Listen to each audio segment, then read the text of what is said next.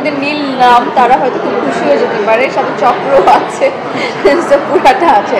ভীষণ পরিমাণে আমার ভয় লাগে, আমি দেখতে পারি না, আমার খুবই নার্ভাস ফিল হয়, কিন্তু যখন গুড রিভিউ শুনি, দর্শকরা এসে ভালো বলে অভিনয়, তখন একটু শান্তি লাগে যে না, তাহলে হয়তো কিছু একটু ভালো করেছে। নয় ওদের তো ভালো বলার আমার কোনো কারণই নেই, কারণ আমি ওদের কিছু হই না দিন শেষে।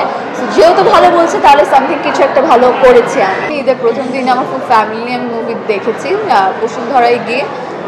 এটা বরাবরই হয়েছে, সবাই খুব এক্সাইটেড আমাকে বড় পর্দা দেখার জন্য। সবাই দেখেছে, ভালো বলেছে, বলেছে যে আরও আরও ভালো করতে হবে, এখানে শেষ করা যাবে না। সো ওদের এক্সপেকটেশন অনেক হাই। দেখা যাক।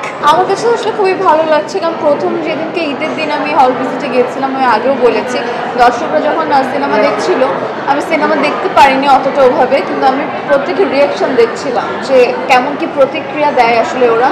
তো পুরোটাই খুব পজিটিভ পেয়েছি আমি, কারণ ওরা তো আমাদের জন্য খুব সুখবর, খুব ভালো একটা দিক। কারণ এত বছর পরও যেহেতু হয়তো কোনো কিছু জেনেছে বা শুনেছে যে ভালো ছবি এসেছে হলে, এই জন্য সে আগ্রহ প্রকাশ করে দেখতে আসছে।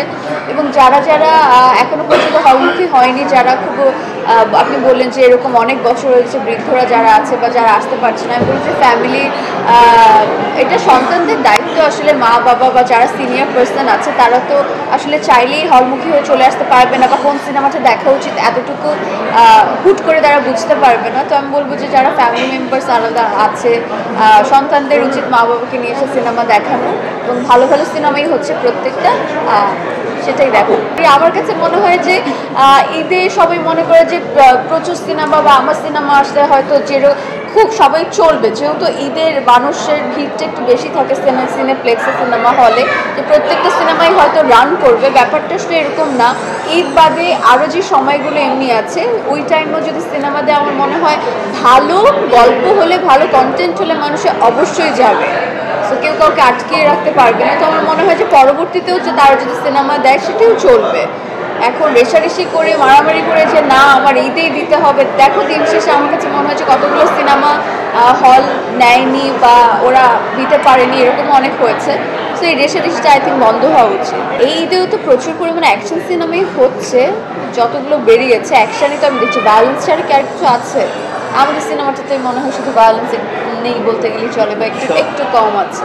হ্যাঁ, তো অ্যাকচুয়ালি অনেক রকমের সিনেমা বেরিয়েছে, যেমন উৎসব নামে একটা সিনেমা বেরিয়েছে, এটা পুরো অন্য একটা জনরার। তো আমি বলবো যে দর্শক যেই গল্প পছন্দ করে তারা সেটাই লুফে নেবে, তাদের যদি ভায়োলেন্স পছন্দ করে অফকোর্স তারা ওদিকে মুভ করবে।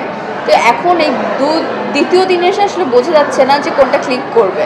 প্রত্যাশা আমার ভীষণ পরিমাণে ভালো, কারণ অনেকটা দিন পর আমাদের আরফিন শুভ ভাইয়ের কামব্যাক হয়েছে, এবং তার হিউজ পরিমাণে একটা ফ্যান ফলোয়ার আছে, তারা অধীর আগ্রহ ছিল তার কোনো একটা সিনেমা নতুন করে আসবে, সেটা দেখবে। তো এটাই হচ্ছে, তার সাথে সাথে নতুন তার একটা জুটি পাচ্ছে শুভ মন্দিরার, এটাও দর্শকরা কীভাবে নেয় এটাও দেখার একটা বিষয়। আর রিচু ভাইয়ের গল্পটা তো আউটস্ট্যান্ডিং, এই যুগের এই সময়ের একটা গল্প। তো সব কিছুই আমার কাছে মনে হচ্ছে প্লাস পয়েন্ট, আর দর্শকদের মাঝে খুবই ভালো লাগবে। আমি শুধু আর বলবো ঈদের অনেক ব্যস্ততা অনেক দিন ধরে থাকবে, তারপরেও হলে এসে আমাদের এই সফর দেখে